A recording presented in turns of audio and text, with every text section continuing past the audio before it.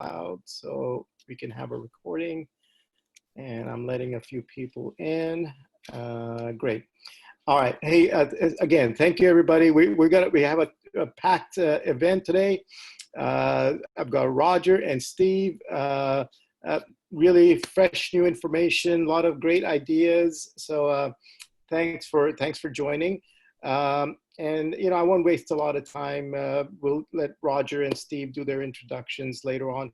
We'll do 30 minutes with Roger, 30 minutes with Steve, and then we'll open it up for Q&A. So please stick around. You'll have a lot of questions, and you can also chat your questions in the chat box. But with that, really quick introduction for Roger. We got introduced through a common friend. I had watched one of Roger's webinars with Benson with Get Privy. We're going to have Get Privy on our show one of these days as well. And then as I was listening to Roger, I'm like, that's something I had done many years ago. Why didn't I do more of those? So it was like a light bulb went off, and I reached out to Roger, and we connected. He was kind enough to give me some of his time. But look, I won't waste. You're not here to. One second. Perfect. Thank you, Steve. Thank you, Steve. Really appreciate Roger, you making the time twice today. And I know you're on the East Coast, so appreciate that. But yeah, let's get started. Roger, the floor is yours. We're at 12:04. We'll go to about 12:30 Pacific. So or ballpark, so please take it away. Okay, thanks, Bobby. I'll make my introduction brief. Hello, everybody, and thank you for coming. My name is Roger Blankenship, and I've been investing in real estate since 2002 part-time, 2006 full-time. In that time, I have personally fixed and flipped just right under 1,000 houses, and I've bought about 700 more, either contracts or rental properties and different things like that. I've done pretty much everything over the years and tried a lot of different things. And we started the Flipping America show in April of 2017. It's on your favorite podcast platform, or we have our own app in the App Store, and you can download it. You can get my show notes. And I would love to hear from you after you listen to a show or two. And thank you so much. Now, I'm going to share my screen. Let's see. Can I share my screen, Bobby? Yeah. Let me find the right screen to share. Yes, Oh, yes, there it is. you Okay. can. Yeah. All right. Okay. Now I think I'm sharing my screen. I got a call a couple of years ago from a guy who had heard my show, and actually a guy in California, and he'd heard about me. And he said that he was on the board at auction.com and the advisory board of Zome.com and Hudson and Marshall.com. And he had inside track on properties that we could get. And we had information that wasn't available to the general public in spreadsheet formats, and not just have to look at the auction sites. And I was skeptical. I said there, yeah, right. I've heard this before, And it took him a while to convince me. But long story short, he did convince me to start looking at these properties. And I got to be honest with you, after I got over my skepticism with him, then I was nervous because I had bought, a couple thousand houses, but all of them were in the state of Georgia or South Carolina. I really had never ventured very far away from home. And finally, I saw one in Saginaw, Michigan, and I thought, well, I'll pull the trigger because it's only $2,000. And I may never see that money again, but it's only $2,000. So I bought the house. I learned from Eric what to do, and we got somebody in that house that is paying me $450 a month for 7 years. And I thought, man, I did not know about this. So I bought a few more and bought a few more. And here's an example of one. This one is a house that I just bought in Jackson, Michigan early this summer. And you see what I have in it there is everything: purchase, closing, and a few $100s to pay somebody to change the locks and put signs out front. And I sold it for $2,000 down, $600 a month, 7 years. And my annualized return on investment is 49%. And, I do pretty well in flips, and I teach people how to flip houses and so forth and so on, but I don't often make 49%, and especially something as passive as this. I like passive income. I discovered after I'd been flipping houses for a few years that when you have 50 or 60 houses in inventory that you're working on in various stages of a flip, you really can't go on vacation. Well, I wanted the ability to take a week off or maybe a month off or maybe the rest of my life off. And I knew that I was going to have to develop passive income in order to do that.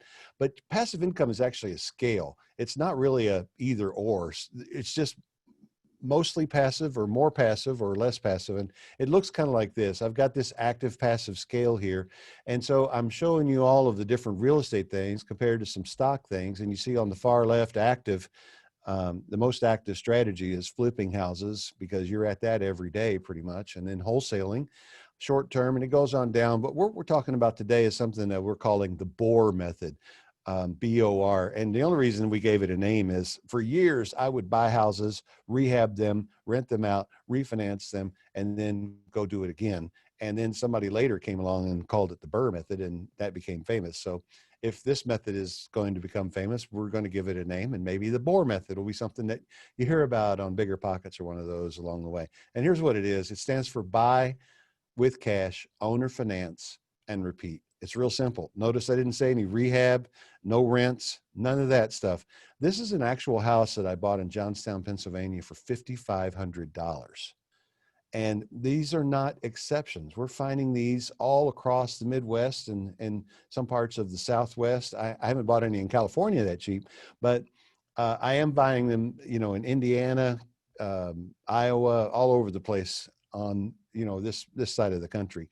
Now, I just want to quickly compare flipping houses, renting houses, and the BOR method. This is a typical flip. Now, this is a flip in Atlanta, Georgia, where, you know, prices are a lot cheaper. Buy this house for $114,000, sell it for $277,000. It took 11 months and several hours every week, $197,000 out of pocket and net profit of $50,000. Not a bad deal. If you can do 5 or 6 of those every year, you're going to be fine. Okay. Rental houses. This is a typical, in flyover country, this is a $100,000 house. And when you buy this house, it takes a few hours a month to manage it and look after your tenants and that sort of thing. If you finance it, you're still going to have a down payment. So you're going to be about $25,000 out of pocket with some repairs and a down payment. And if it's a good project and the numbers work, you're going to net about $250 a month. Contrast that with the BOR method. This little beauty is in Deepwater, West Virginia. Notice it comes with a great mountain view and a pool. Right. I didn't do anything with the pool. In fact, I've never been to Deepwater, West Virginia. I've never been to any of these towns. Don't really plan to go. But I bought this house, and here's what it looks like. Instead of a few hours a week or a few hours a month, it's a few hours a year. And I've already put my few hours in for this year. $9,300 out of pocket. I'm getting $500 a month for the next 8 years. And the guy gave me a $2,000 down payment. So you can see it's a kind of a killer return. Now here's another one. I just wanted you to see this house. And I don't really mean to pick on West Virginia. Ugly houses are everywhere. But I went looking through the list, and I just wanted to find a house that really scared me when I thought about buying it. And this is one. And this also happens to be in West Virginia. It's in Glen Fork, West Virginia. You would look at that and you would never think that we're going to flip this house, and you probably never could. But I bought this house, and remember, a few hours a year, $9,700 out of pocket, $450 a month, 7 years, and the return is killer. And that's what I want to show you right now, real quick. I don't want to get too detailed in the weeds. You know, I can make you a video replay of this available if you want, but here's how you calculate the ROI. Because it doesn't work like a flip, and it doesn't work like a rental, because, you know, on a rental, cash on cash return, this is not that, because people are actually paying the property off in 7 years. So what you have to do is take your total income over the years, subtract out all your expenses, and you end up with your net profit. Your net profit divided by your cost divided by the number of years you own it is your average annual return. Let me illustrate how that works. Here's that beautiful house in Glen Fork, West Virginia. Getting $450 a month times 12 times 7 is $39,800 in payments plus $2,000 down payment. So there's our total income, $41,800. Subtract $9,700 and you end up with a net profit of $32,000. You divide the $32,000 by $9,700, that's 331%. what is that? Well, it's basically a meaningless number until you annualize it. So you divide that by 7, the number of years we project it's going to take them to pay the house off. And this works out to a 47.28 average annual return. That's not bad. I'll take that any day. Remember that flip? Here's something to keep in mind. For the same cash outlay as the flip, you could buy 16 BOR houses that double that income for the next 7 years with just one cash outlay. And here I'm going to compare those ROIs for you. On the flip, we put out 197,000, we made 50,000, 25% annualized ROI, not bad. That's a good one. And when we run the numbers on deals, if I can find one like that, we go full steam ahead. The rental ×2, and the reason I did that is to get to the similar cash outlay. I took the financing component out and just we're comparing cash and cash here. So 200,000 in cash can buy 2 of those houses. You get $18,000 a year profit and 9%. That also is not bad. And keep in mind, there are other reasons to own rental properties, tax advantages, depreciation and cost segregation, those kinds of things. But now we compare that with the BOR method, and $12,000 for one, and I raised the price just to give you kind of a worst case scenario. $6,000 a year in income, that's $500 a month, and that's a 38% ROI. Remember, that's less than the examples I've shown you, but this is a good place to start. So you take that price times 16, you can buy 16 of these houses for $192,000. And based on average numbers, now you're bringing in $96,000 a year, and that's for the next 7 years. So I put together this little analyzer, and this is how we start when we look at these houses, because we're finding these cheap houses around the country, and that's the key. You have to buy the house for less than $20,000. And they can be found. We're finding them. We can find 20 or 30 or 40 a week, but you have to know where to look. Excuse me. Okay, back. Most important column in this little chart is to look at that fair market rent. Look at the first one here. I'm going to focus on that one. That's 1345 Tremont in Flint, Michigan. This is a house that I have under contract now. I'll be closing on it in a couple of weeks. So I just popped the numbers in here. I researched the rent in the area. The fair market rent is $500. That is the important number, because as we sell these houses to people, we are selling them for a payment that is far less than it would cost them to go down the street and rent the property. I'm going to zoom in on this little part of the thing over here and highlight these 3 columns: the down payment to sell, the payment amount, and the term. Getting $2,000 down, we set a payment at $350 a month for 7 years. And my little analyzer here says that we're going to make 30% annualized return on our investment. That's kind of my threshold. If I can get 30%, I'm very happy. And so I can kind of fiddle with the down payment and the monthly payment till I get that number in the far right column, column M, to be 30% or better. Then we take a look at the impact that that has on the actual sales price, make sure we're not out of whack with the community, and we put it out there. And when we put it out there, here's what happens with the people that drive by. They're looking in this area, and they know what things rent for. They know they can go right down the street and they can rent a similar house for $500. Or here, this house, it needs some work. It needs to be painted. It needs some appliances, but hey, we can own it in 7 years and pay a lot less than rent. Well, not only does that make the phone ring off the hook, it also makes our people really want to stay because they can't get this anywhere else. As I show you these pictures, I'm not going to say a whole lot about the prices. I just want you to look at the bottom of the screen and see, like, we bought this house for $7,700. But here's what I want to stress. With the BOR method, there are no tenants, no termites, no toilets, no taxes, no rehabs, no repairs, no rents.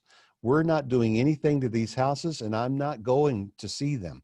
I'm buying them based on looking at pictures on the auction sites, and I'm selling them as is to someone local.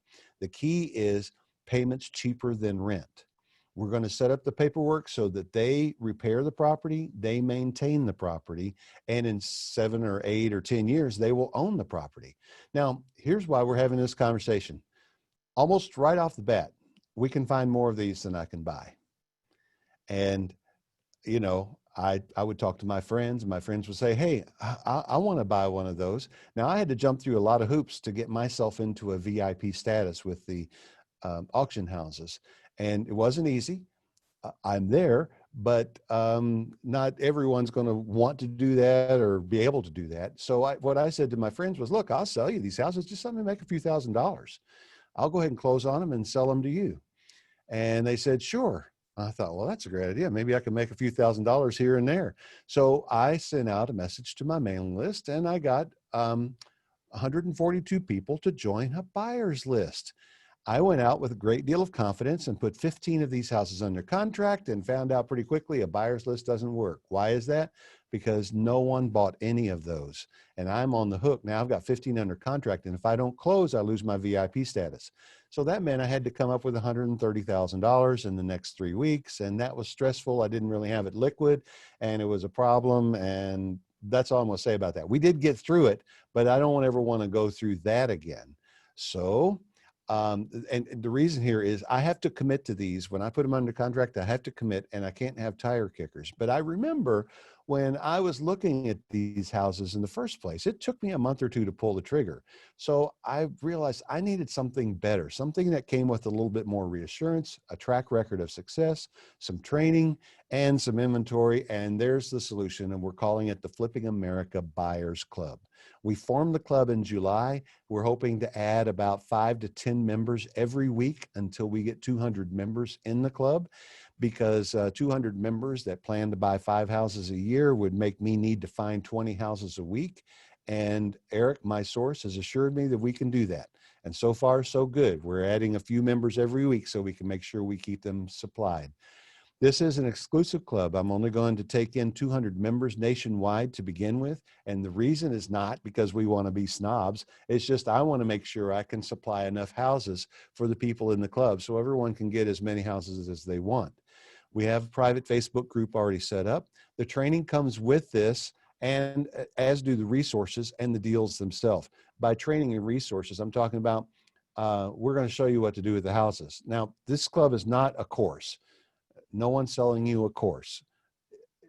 I'm not going to tell you, oh yeah, this is this great pie in the sky deal and you can go do it. Good luck finding the houses. No, we're going to bring you the houses. We're going to bring you the deals, and we're going to connect you to the resources. I'll say more about all that in a minute. Here's what Joshua Bank, one of our club members, says. And Joshua has given me permission to give you his phone number if you really want it. He will talk to you if you call him. Without your input and guidance and encouragement, I wouldn't have even gotten started. You have always done what you said you would do. It's been nothing but a pleasure to work with you and your team. As you know, I bought 3 houses so far, 1 in 2019. That's before we even had the club, and 2 so far in 2020. And I'm very happy to report that I'm getting consistent positive cash flow on my investment. Joshua is not a real estate investor. He is a local business owner. Here's some reasons to join the club. We're going to find the houses for you. Eric and I are working through 15 to 20,000 houses every single week. We get spreadsheets with them, and we get some information that's not published on the websites. Not exactly insider information, but it's not put on the website. So we know some things about these properties, and we're able to drill down pretty quickly through multiple spreadsheets and find the right houses to bid on, and then go win the bids. Then we show you what to do with them. There's a couple of exit strategies. One of them is you sell with a note and security deed. Another is with an installment land agreement, or also known as a contract for deed. We tell you our thoughts about when is the right thing to do. You can do what you want to with the properties. We've had a couple of people actually go and rehab the properties and sell them. Those are unusual situations. That's not really advised. In fact, you have to set aside a lot of your traditional thoughts about real estate investing to really do well with this method. The training is included. There's no charge for a course or training. I've got training videos that they're linked in the Facebook group, and you get them in your email. Whenever we make a new one, everybody gets one. I'm here just to connect you with the resources. And my money motivation in the whole thing is I make a few $1,000s on every house, okay? Now, there is a cost to the membership. And the reason there's a cost to the membership is I need serious-minded people who are intending to buy. And if they don't buy, I need cash to close on the houses that I put under contract. And so this seemed like a good way to do it. But here's the deal. When you buy a house, I credit back to you your membership costs. The reason is I'm not interested in making money on memberships. I'll give you the membership money back. I'll credit to you in your first purchase. I'm interested in selling some of these houses and making a little money so I can buy more of these houses. Okay. We're going to make the introductions to you.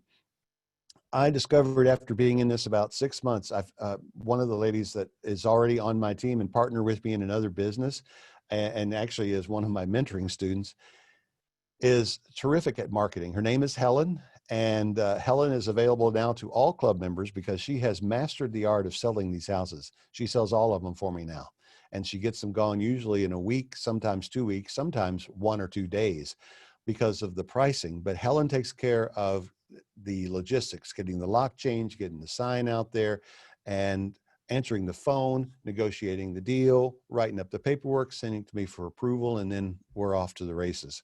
And that's Helen, and she's available to you.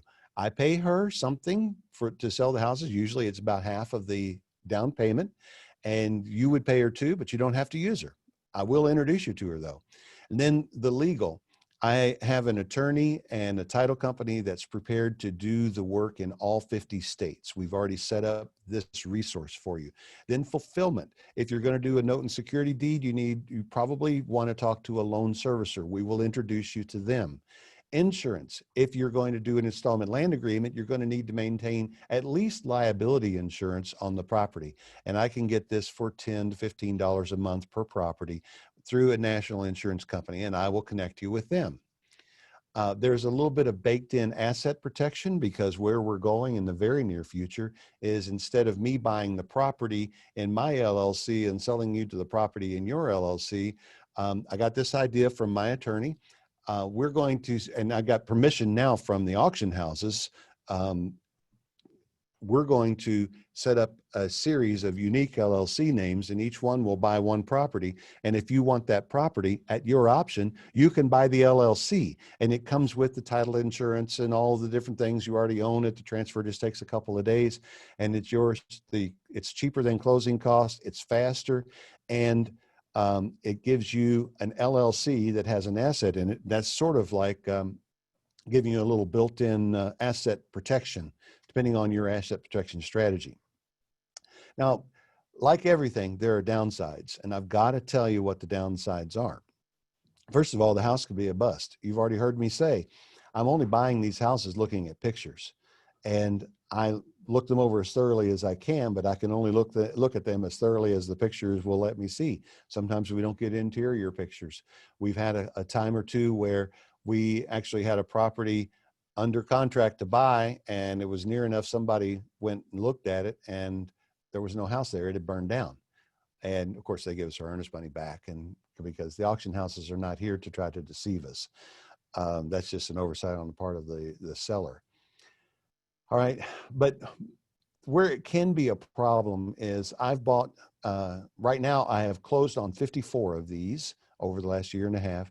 And 2 of them I had to donate back to the city because they were just unlivable. And there was no way to economically make them livable. There was no way to make the numbers work out. It was better just to donate them to the city and take a write-off. And that can happen.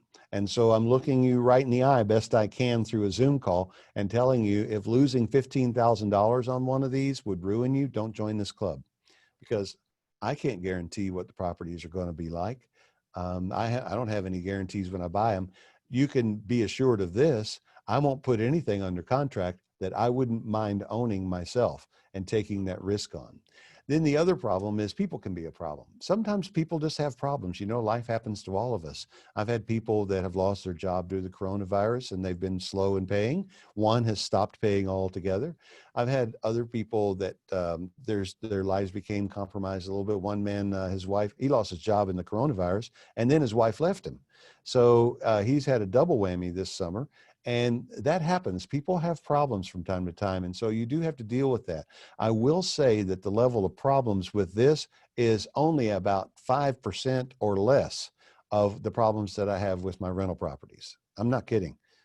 Mostly, I don't get calls and we don't have issues, but people can be a problem. Sometimes people have problems. Sometimes people are the problem. And I think I've got one person like that. As soon as the pandemic is lifted, we're going to need to move her along. That's going to happen too. And sometimes these houses will come back to you. My mentor, Eric, has a very specific plan for dealing with default, and it's worked well for him. And I'm sure that when my time comes, it will work well for me. The other downsides are this is not completely passive. You have to do a few hours of work to look the property over and make a decision about pulling the trigger. But once you've done that, it can be as passive as you want. I'll say more about that in a minute. And you have to have the cash.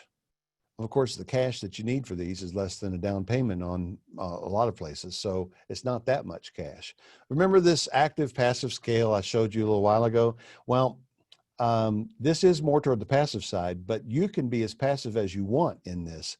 We'll find the houses for you. You don't have to go searching.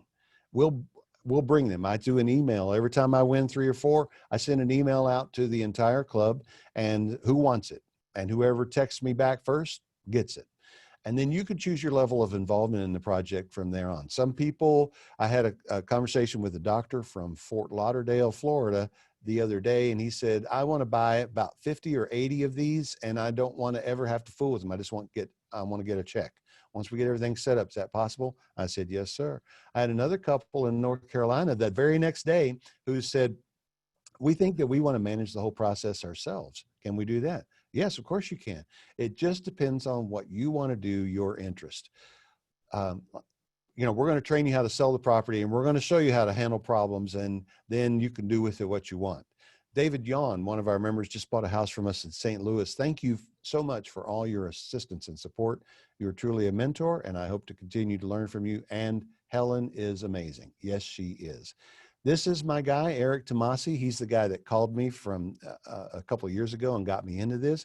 He's been doing it for 14 years, 11,000 houses, and there's the auction houses. And he taught me this business, and he is standing by to help me teach you. He knows we're having this conversation.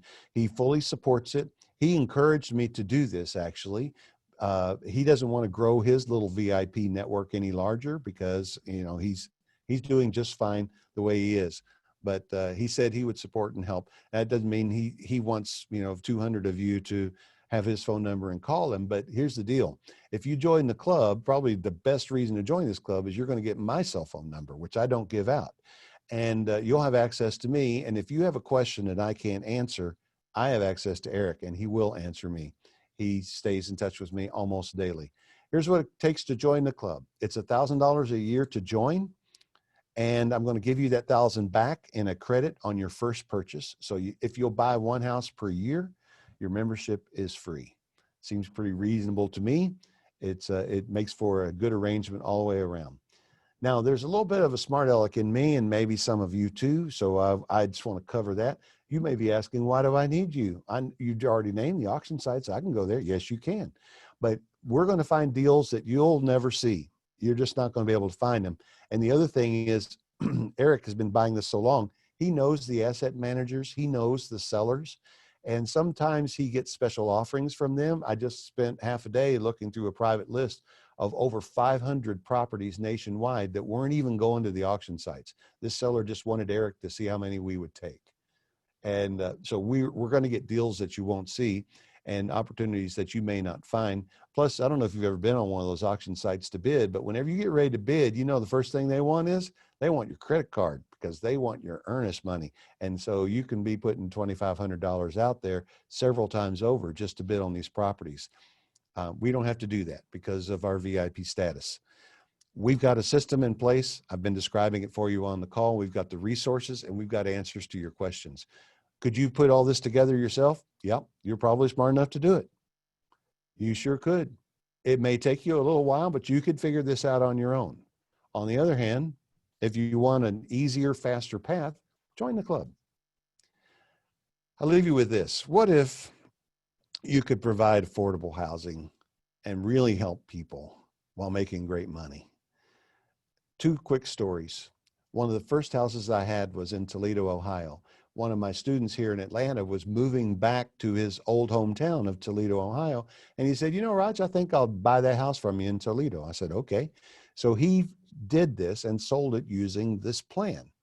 And he called me a few days later, a couple weeks actually, and he said, "Hey man, I got to tell you this story." I said, "Okay." I was standing out front the house, going over the final details and handing this young couple the keys to their new house. And the lady was standing there, young lady. She was holding like a toddler in her arms, and she was very pregnant, about to have another baby. And she just burst into tears. And he said, I just looked at her and said, "Are you okay? Is there something I can do?" She said, "Oh no, these are tears of joy." And she pointed to the baby she was holding. And she said, "When this boy was born, he had such medical problems, and we have such medical bills. We don't know if we're ever going to get them all paid off. Our credit is damaged. We can't borrow money. And I didn't think we were ever going to be able to live in an actual house. And here we are, about to receive the keys and move into our house. And I'm just so very happy." And I thought, man, that's a cool story. I'm really glad to be a part of that. Thanks for sharing. I'm just a tiny little part of it, but I'm glad that I was a tiny little part of it. Then Helen got a call. I got a house in Pine Bluff, Arkansas that scared me a little bit. The house itself was okay. It was a nice 3-bedroom house. I'm all in it for $7,500, but it hadn't been painted, I think, since it was built in the 1920s, and it was in bad need of some paint. And I didn't know what you were going to find. You might start scraping the paint off and realize that a lot of those boards need to be replaced. I don't know. But a young man contacted Helen, 24 years old. He'd started his own business and he was making decent money, but he had never borrowed money in his life for anything. He didn't have any credit. He'd never borrowed money to buy a car. He didn't have any credit history, and he couldn't get a loan. He was having a hard time even getting an apartment, but he couldn't get a loan to buy a house, and he wanted a house. Would we work with him? He showed us his income, and we approved him and said, "Yes, sir." And we set up the payments. He was going to pay $500 a month. He said, "I think that in a year's time, I'll have enough money just to pay it off if you'll name a price." So we named a price that had me a little bit more than doubling my money. And we went through that process. And in June of this year, he paid off the balloon. And now he's 25 years old, but he owns his own home free and clear. I'm glad to be a part of that story. Those are the stories that I want to continue to make. And I could tell you a bunch of them because we got a bunch of people in these houses that are getting another chance.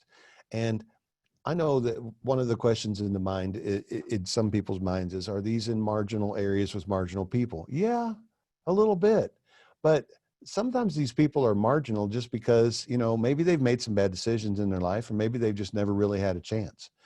But one of the things that I am truly gratified by is we have people living in these houses that don't ever give us any problems.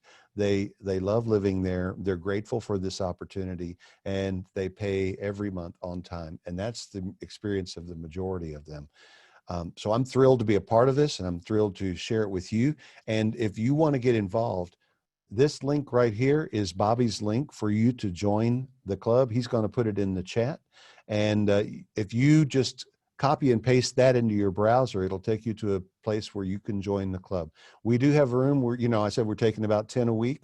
We do have room for some more. This is a new week. We have room for some people to join the club today. You can join today. You can probably join tomorrow. And we're not going to limit it at 10. If 11 or 12 want to join, that's okay too. But we're trying to grow the club membership kind of slowly so we can ramp up our purchase of the houses. And that's it for me. Bobby, I'll turn it back over to you, and I'll be prepared to answer any questions. Great.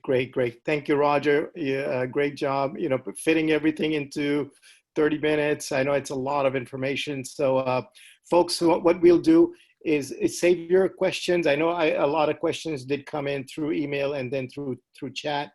We'll have Steve present. A lot of you are here to also hear Steve and what he's been up to. But I think there's a lot of information to unpack in what Roger just explained. So we will, if you got time, stick around. We'll do Q&A. We'll explain more.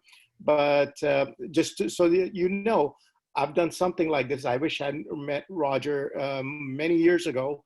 I've got homes that that are owner financed. And Roger, I have a question for you real quick. Of these homes that you own, how many of them have you ever stepped foot into? None. No. Okay. So same here. I've bought so many in Johnstown, Pennsylvania. I am probably going to go there. We're going to do an event in Pittsburgh. sometime in 21, maybe. We were going to do it this year, but pandemic. But whenever I'm up there, I'm going to drive over to Johnstown because I've got so many houses there. Yeah. So But, amazing, yeah. amazing. So, guys, this is another way for you to kind of explore your options. But yeah. So thank you, Roger. We'll do quick Q&A for both Roger and Steve after 30 minutes after we have this interesting discussion with Steve and what he's been up to. Some of you may have heard Steve before, but just wanted to introduce. Steve is the broker of a company called FIG, Fourplex Investment Group. They're based out of Utah. And Steve, if you don't mind just telling, we'll keep it really casual and but you're interesting, your story is so interesting. So I wanted people to maybe today learn about, there's so many ways to make careers and money in real estate. There's, literally thousands of ways, but tell us a little bit about your journey and how did you end up becoming the broker of this wonderful company that is doing new development? And then, kind of just give us your career path and how did you kind of finally, landed on FIG? Yeah, sure. How's the audio? Have you got me okay? I got you. Okay. Awesome. Well, yeah, I'm sure I've talked to some of the people here on the webinar today. I've been to the meetup a couple of times. Back when, where did you used to do those? At that German place in Fremont or something, the Hofbrau House? No, that's Vegas. Yeah, we the Harry's Hofbrau. Yeah, that's the one. Yeah. So I've known Bobby for a while, and I'm always glad to get the chance to talk with everybody. I've right now FIG, the Fourplex Investment Group. Just keep in mind, FIG's not one company; it's 5 companies, and they all have a different component. And the whole idea is to help investors invest into fourplexes. Because for a very passive investor, most fourplexes, while they have some great benefits, they have some problems that come along with it too that we'll get into in a minute, I'm sure. And we're designed to solve that. We're designed to help people put passive capital in play in a very tax-advantaged way and a solid cash flow component, much like what we've already been talking about with Roger. So I, back in, I think it was 2014, first met some of the individuals over here at FIG and began helping out a little bit kind of on a part-time basis. And after a few months realized, hey, this is actually pretty cool. I liked the new construction world and all the different pieces of the puzzle that went into it. And here we are, it's 2020 and now we're in 4 states. We try to do between 200 and 400 doors minimum per year in each market that we operate in. Those markets are the Salt Lake City, Boise, Houston, and Phoenix metropolitan areas. And yeah, I don't know what to tell you. Here we are, Bobby. Yeah, it's a different adventure every day. Real estate is funny because you have to make educated and calculated risk. You can never know everything about a deal, kind of like what Roger was talking about. You're going to go in a deal and you think you have most of the facts, and usually it's going to work out well for you. Sometimes there's some stinkers in there that you got to deal with. But if you're persistent and you stick with it, the great trend that we have happening in America is we're making a lot more people, but we're not making any more land. So you generally are on the right side of that. So here we are in 2020. The main focus right now is rolling out our projects in the Phoenix, Arizona metro and all the different little tips and tricks that come with that. Sure. One thing I've noticed about the site selection that you have, Steve, is they're always in sort of A- A neighborhoods, A quality construction, very much catering to the professionals. And they're, and you often have, by the time they put their deposit down and get the construction loan and everything, by the time the project's done, there's already some built-in equity. But tell us a little bit about if somebody was evaluating buying a fourplex in, let's say, in Phoenix or in I know you have one project outside of Houston in a very nice neighborhood. Plus, I've seen, the projects in Boise, Idaho, in Nampa. Um, Tell us a little bit about the site selection process. What demographics do you look at? What kind of land layout or access to, whether it's work or shopping or school districts? What are some of the factors that you look at? Yeah, well, there's a lot of land out there, but some land is available at the price that it's available at for a reason, right? There's a lot of hair on it. You have to balance that of what kind of price can we get land for, and then we back into this. And in the development world, they call this we're the use looking for a site, right? We're looking for something where we can maximize our door count, but also create a livable experience for the prospective tenants, right? And also a good end cap rate relative to the market for the investors that are going to be in there.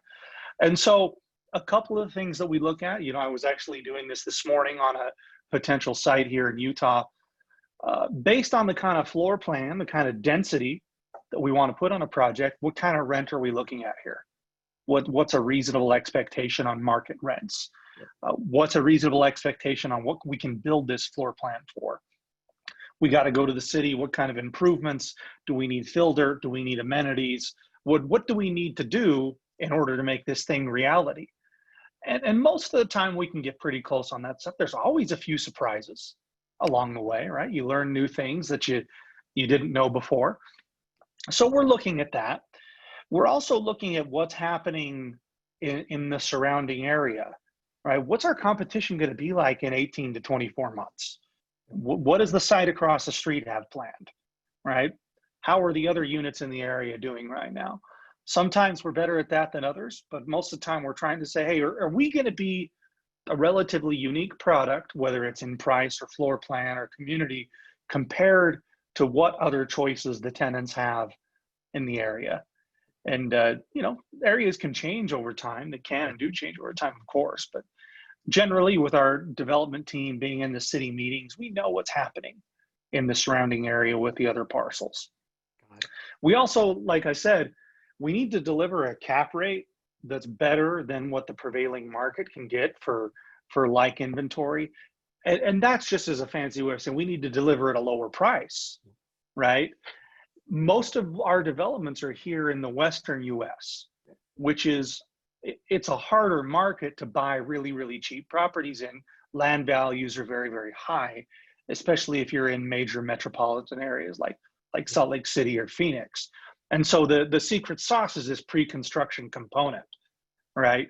When somebody's going to come in, they're going to close on dirt. We set them up with a construction loan. Our team builds the property for them. Our team leases the property for them. So now they have a brand new asset that's fully leased. Well, if somebody's going to be crazy enough to wait for all that time, right, and go through that construction, all that lease up and everything, we have to give them a better price. Otherwise, why would they do it? And so traditionally what we see in these markets is that already built fourplexes and duplexes usually sell at a 4.5% to 5% cap rate, sometimes a little more, sometimes a little less. It depends on the submarket and the product type, of course. But if we can give investors a point or two spread on that, yeah, they've typically got some equity. I'm not going to promise it, right? I don't know what's going to happen in 18 months. I think that looks even crazier than it has in a long time right now. But when we see what it costs to build, I mean, we've definitely been benefiting from that lately, where we see lumber costs are up almost triple in the last 90 days.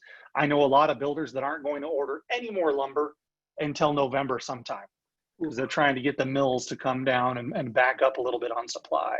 So there's always variables out there, but they're not making any more land, and the cost to build more inventory is not going down. Yeah. And our investors have been able to benefit from that to date. Sure, absolutely.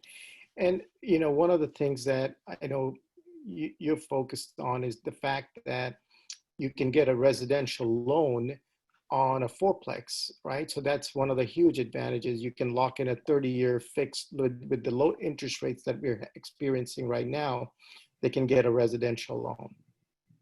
Absolutely. You know, I read the text that you sent out promoting the webinar today, talking about recession resistant investments, and I thought, oh, that's what I'm talking about. So, but in all, what you're getting at speaks to that.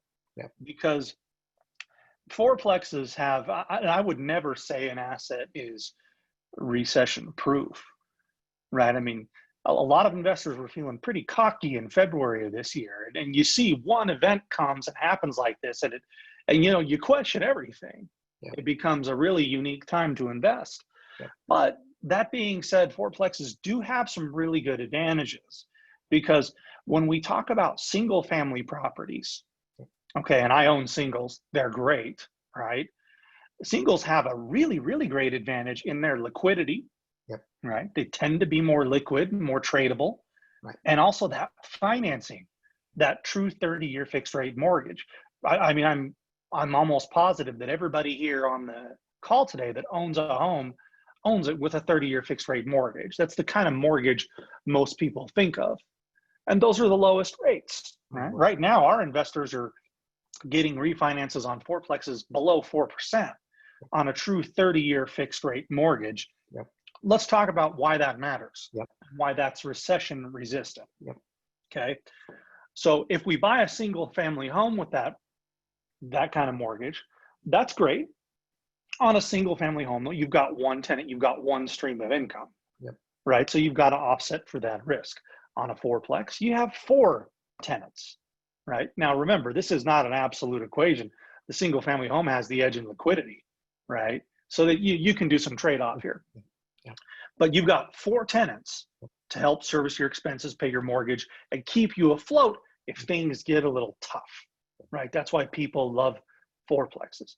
So that gives some resistance against a recession. If you say, well, you know what? If that's the theory that I subscribe to, then I'm going to go commercial. I'm going to go buy a big apartment building or an office building, right? I say office building and I kind of smirk because I would not want to own an office building right now, right? That's tough. I mean, because the market is really deciding what it wants to do about office space, especially where you guys are in the Bay. I'm hearing horror stories every day about this company is, you know, not renewing their lease on half their space. So the problem with that is, when we get into commercial financing, it's in some components a little less recession resistant, because your mortgage might amortize over 20 or 30 years, meaning that's how they calculate the payment, but you've got a balloon payment 7 or 10 years in. Now, what if you took out a mortgage 7 or 10 years ago and now you're up, right? You're up for refinance, you got to pay it off. This is a bad time to be refinancing or getting a commercial mortgage, because you're going to get one, but it's not going to be at the terms that you want it to be. The terms just aren't as good. These commercial lenders also do annual audits, because what they view this as, they loaned you money because you're a business. Your apartment building or your commercial strip center is a business, and they want to see how the business is doing. Right? And if the rents have come down, if the vacancy has gone up, what does that do to your net operating income? It's gone down. And so therefore the amount of money they want from you has gone up, and they'll say, hey, we're going to do a capital call. You got to deposit 50 or 100 grand with our bank, so we feel warm and fuzzy about our loan to you. On a 30-year conventional loan, like you would get with a house or with a fourplex, that's not a thing. There is no 10-year balloon unless you want there to be. You can sell, you can pay it off. There is no annual audit as long as you're making your mortgage payment. Nobody asks any questions. It's your property, you're left alone. So you can sail through a turbulent time like right now, when there's all kinds of chaos happening, as long as you got some reserves, right? You got to have reserves, but nobody's bothering you at a time like this. And then finally, the biggest, what I think, advantage in recession proofing through fourplexes, I think this applies to all real estate, but it's uniquely suited to fourplexes, is that inflation hedge. Before I got on the webinar, Congress is arguing out about another COVID stimulus plan, right? This is flip on the printing presses. Let's pass out a bunch more money. Let's do all these things. And whether or not that's necessary is a different call. We're not here to talk about that. But they've passed out trillions of dollars already. Yeah. What does that do to your dollar over time? What is that eventually going to do? We've already seen it's kept rates low, but it's made prices go up on most assets, because eventually when you can just print dollars, what do dollars really mean?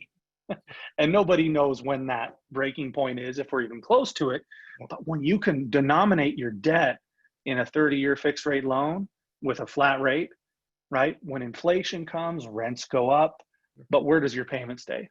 It's parked right there, right? So it's an excellent hedge. And the reason I bring that up with fourplexes is when we talk about those coveted 30-year fixed rate mortgages with the low rates, guess what? The average investor, or even the unaverage investor, can only get 10 of those in their name, right? That's why a couple has a good advantage. If they finance right, they could have 20 between the two of them, but you only get 10 of those. If you're Warren Buffett, you get 10 conventional mortgages, although I'm sure he could cut a deal behind the scenes. But in theory, that's what it means. You get 10 mortgages. And so why would you not want to borrow with those 10 mortgages, get 40 doors through fourplexes, get the best, hedge that low interest rate? Correct. Get the best loan possible and maximize as many of those into fourplexes, right? Because you can maximize it, right? That's right. That makes a lot of sense.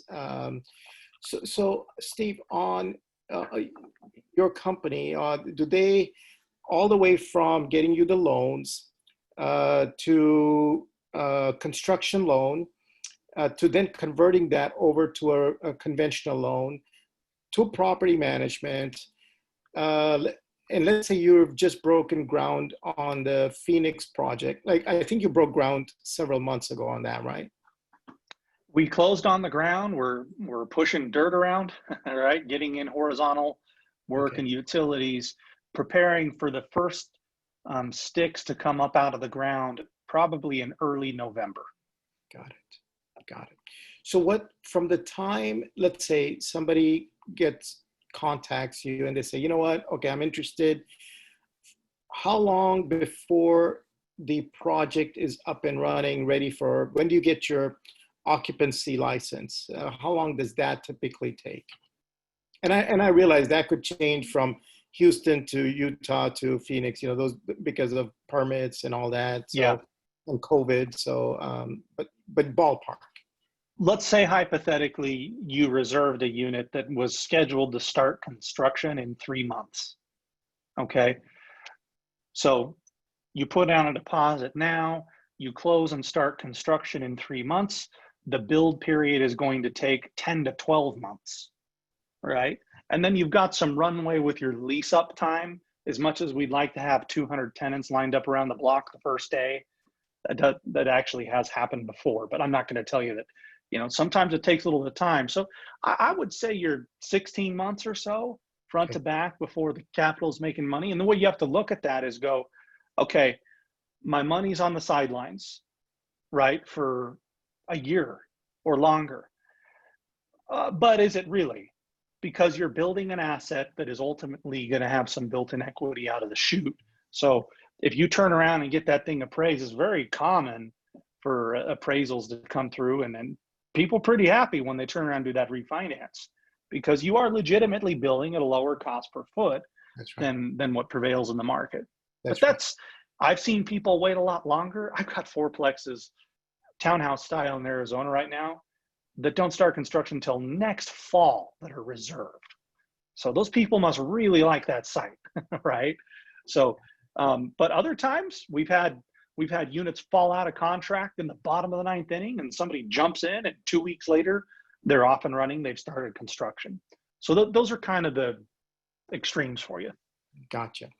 And what about, property management? Like, I know you have a sister company that handles all property management. Tell us a little bit about their rates, like, and their screening process, and then I have one more question around, following that.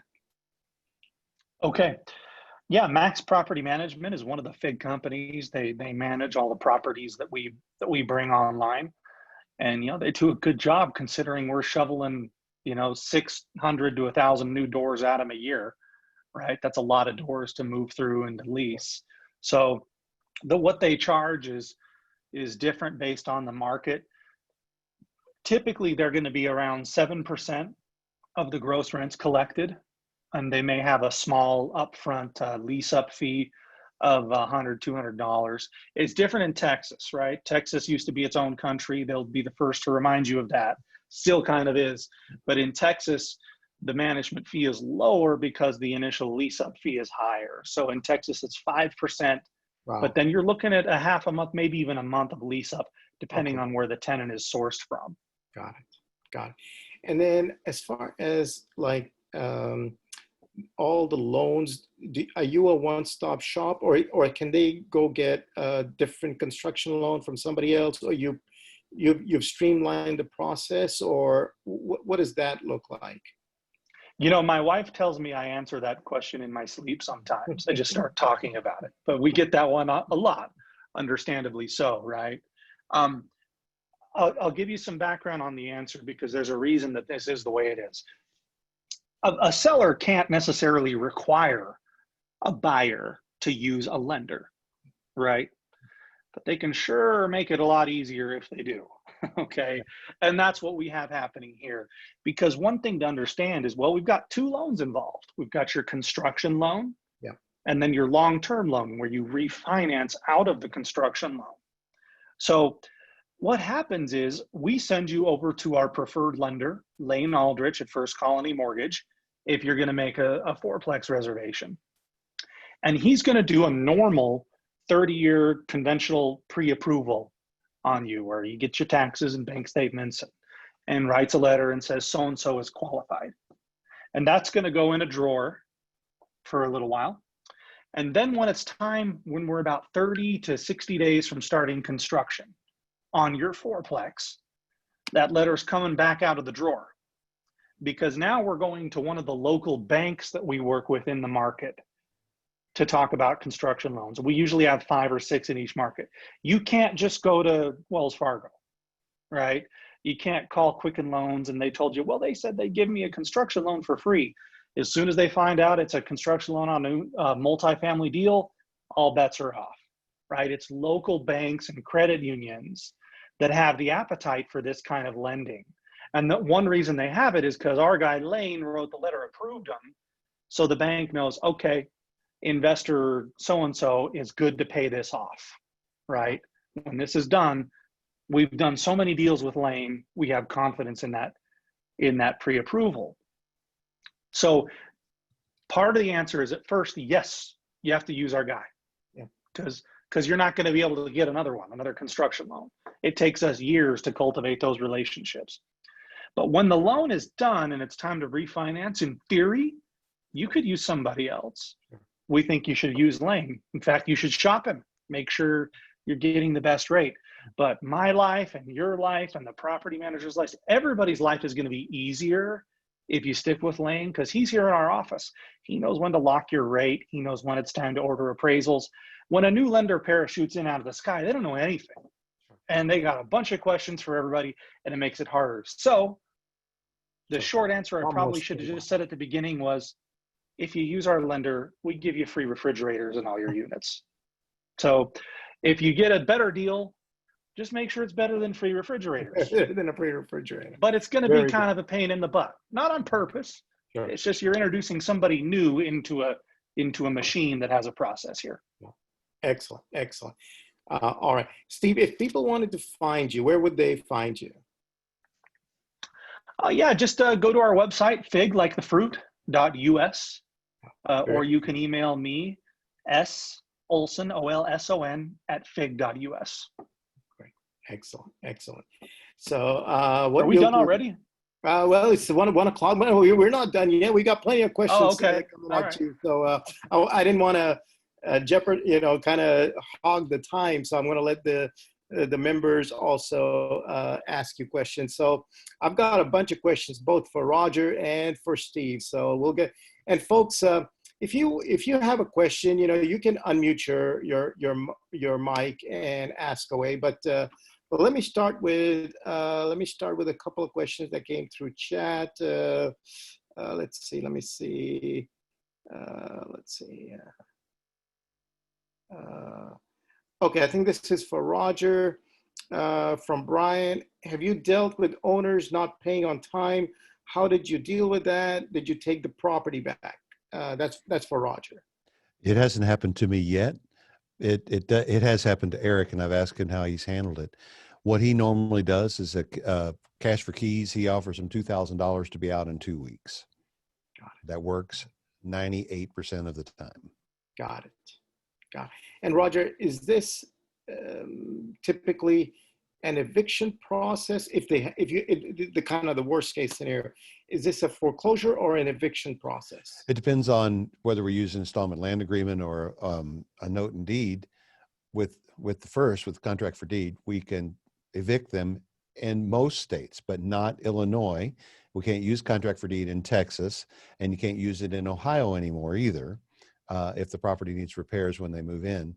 So that's why we're moving away from the contract for deed, because it's kind of fallen out of favor because there's potential for abuse, and some unscrupulous investors are abusing people with it. So the note and security deed is going to be a foreclosure, but if we can convince them to do a cash for keys, they give us a deed in lieu, and then we're back on the market. Perfect. I got you. Karina had a question. Do you market the houses to renters as rent to own? No. Okay. We market, buy this house. Yep. As simple as we that. We don't run their credit, if anybody's wondering about that, because what's the point? We know they don't have good credit. If they had good credit, they'd go buy something else. Yep. Makes sense. RC wants to know what the BOR stands for. I think we explained it, but we'll do one more in-depth explanation of BOR. Buy, owner finance, repeat. Perfect. Roger, do we have to use an MLO for the loans, or is there an MLO involved in this, or no? No, we don't use one. And when I have a more in-depth conversation with the loan servicing company, we may find out that we've got to do something a little different. But right now, we just look at their income and approve them. Sure. Got it. Steve, this one's for you. Do fourplex, so Karen, these are residential loans. Fourplexes are residential, so no commercial loan needed. Crystal wants to know if we can get a recording. Yes, Crystal, I will post the recording on our YouTube channel. Question for Roger from my good friend Dahlia. Roger, how do you find buyers? What's the marketing? A sign, and we put a sign in the front window, a sign in the yard. We put it on Facebook Live and on Craigslist. Yep. Phone rings off the hook. That's it. Yep. That's how we did it. And do you have a boots on the ground that does the changing the lock or boarding up the house or putting up the sign and all that?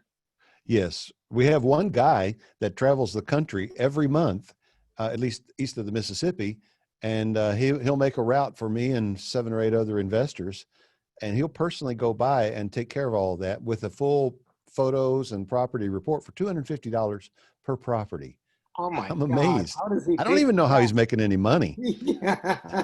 Yeah, I don't know. Oh my God, that's a deal. Yeah, all the club members have access to him, and when he, because he may be his schedule may have him up in New York, and he can't get to us for 3 weeks. And we're in South Alabama, we may call someone locally there, Sure. All right, but Helen handles. By the way, I mean, yeah, look, if you're an Uber driver, this is a great time for you to hook up with Roger and say, listen, all your properties in my neighborhood, I'll service them for you between my rides. I mean, there's so many ways to make money in this country nowadays. It's unreal. Okay, from Manoj, let's see. is the 10 fourplex financing in addition to other loans when we have on a single family? So this comes up a lot, Steve. Are the 10 loans, if they own a primary, then they can only get 9, right? Let's say it's a husband and wife team, or in Bay Area, it's a husband and wife team. Also, I think that's how they call it. But can they both, if they own one primary, how many loans can they get besides their primary? In theory, 9, right? Because if you have a mortgage that you went to a mortgage broker or a bank to get, I'm like 99% sure that's counting against one of your 10 slots. So you, as an investor, can get 10. And if you're using one already on a primary and then maybe another house, then you got 8. So this makes a lot of sense for married couples, right? Where, you could in theory each get 10 loans in your name, but you can't go on the loans together on those deals. So I actually, my wife, she's with our kids, but I pay her a salary out of my company every year so she can get loans, right? So we've doubled our purchasing power. So that ends up being really cool. And it gets extra cool if one of the spouses is staying at home, because then we can potentially open up some real estate professional benefits, but that's probably for another day. Awesome. I love it. And now the husband can get a loan, the wife can get a loan, but the title has to be joint title, right? That depends on the state, but the way I've seen it is if you both go on the loan application and you both qualify for the loan, what happens is property A, right, is using up one of the husband's and one of the wife's mortgage slots. Okay. So even if, let's say, one of the spouses is the only one that can qualify and the other can't qualify right now, don't put them on together, because at some point the other one will be able to qualify when you have enough investments and enough rental income coming in. Why tie up that extra mortgage slot that you might want to use in the future? Yeah. So like be careful how you apply and how you get the title and all that. Yeah. If you're planning on maximizing your loans, be careful about that.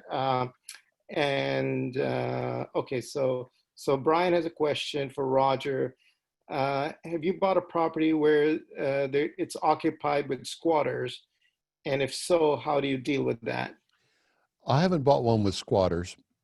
I bought one in Alabama. There's a 1-year right of redemption and foreclosure, and I bought one with the people in it who lost the house. And ultimately, we were able to renegotiate with them. They get a lower payment and a better deal, and they stayed in the house. Eric has run into squatters before, and what he says to do and what he does is he says, look, you can stay in the house for free, and I'm not going to report you to the police, but I want you to guard it for me. And then when I get it moved, when somebody wants to buy it from me, I'll probably have another one down the street you can move into and guard that one for me. Wow. That's a creative solution. That's very creative. Very creative. That's brilliant. Yeah, it is. Yep. Very nice. Let's see. I think that's all the questions I had. I don't think I have anything on Facebook.